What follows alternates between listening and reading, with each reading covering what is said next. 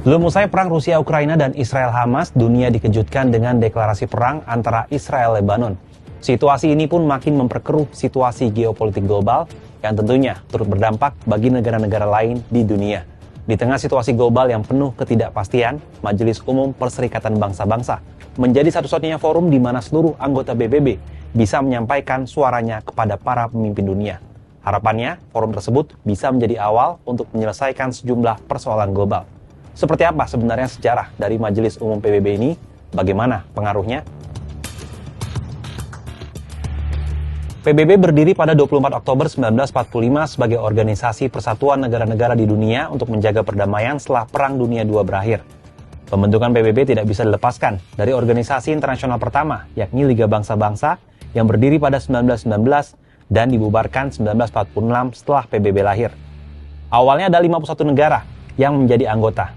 Sejak itu, jumlah tersebut terus bertambah dan sekarang menjadi 193 anggota. Untuk menjalankan fungsinya, PBB membentuk 6 organ utama, yakni Majelis Umum, Dewan Keamanan, Sekretariat, Dewan Sosial dan Ekonomi, Dewan Perwalian, dan Mahkamah Internasional. Keenam organ ini memiliki tugas dan kewenangan yang berbeda-beda. Lantas, apa saja kewenangan Majelis Umum PBB ini dan seberapa besar pengaruhnya?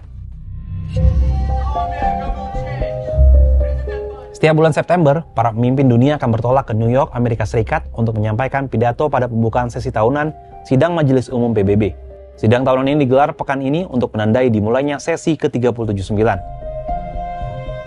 Sejumlah 87 kepala negara berpidato di depan Majelis Umum PBB, plus 3 wakil presiden dan putra mahkota, 45 kepala pemerintahan dan 8 wakil kepala pemerintahan. Sebanyak 45 menteri dan 4 kepala delegasi tingkat rendah akan menyampaikan pidato di hadapan Majelis Umum. Salah satu pembicara adalah Menlu Indonesia, Retno Marsudi.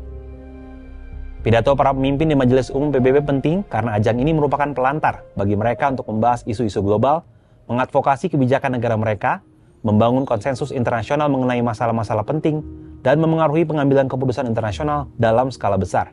Meski demikian, keputusan yang diambil di Majelis Umum PBB tidak bersifat mengikat. Hal ini berbeda dengan resolusi Dewan Keamanan PBB yang bersifat mengikat bagi para anggotanya. Lalu apa saja kira-kira yang jadi prioritas Indonesia dalam sidang Majelis Umum PBB tahun ini? Prioritas utama Indonesia adalah memperjuangkan Palestina. Komitmen dan dukungan pemerintah Indonesia terhadap Palestina tidak akan berubah, meski pemerintah berganti dengan pergantian Presiden Indonesia pada Oktober mendatang. Menlu Retno menyampaikan hal itu selepas bertemu Komisioner Jenderal UNRWA, Philippe Lazzarini. Pertemuan digelar di New York AS pada Minggu 22 September waktu setempat atau pada Senin dini hari waktu Indonesia Barat. Mengenai hal tersebut, Retno Marsudi menegaskan situasi di Palestina bukan sekedar konflik, melainkan serangan terhadap fondasi sistem multilateral.